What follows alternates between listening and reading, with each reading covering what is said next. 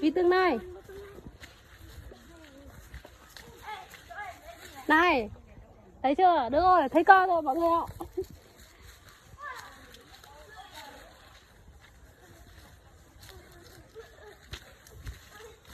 Cẩn thận các con.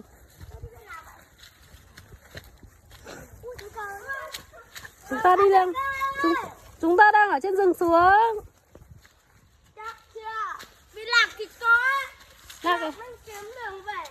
Không có đường. Đường kia cụt phải đi đường mòn. Nếu như chúng ta lạc ở rừng thì chúng ta sẽ nghĩ cách nào để đi về nhỉ? Chúng ta đã tự hủy mình. Thế trời tối thì làm thế nào nhỉ? Trời tối thì mình đang tự hủy thì làm gì mà trời tối thật. Nếu mà trời tối mà lạc trong rừng thì làm nào? Ra trong rừng thì tự hiểu.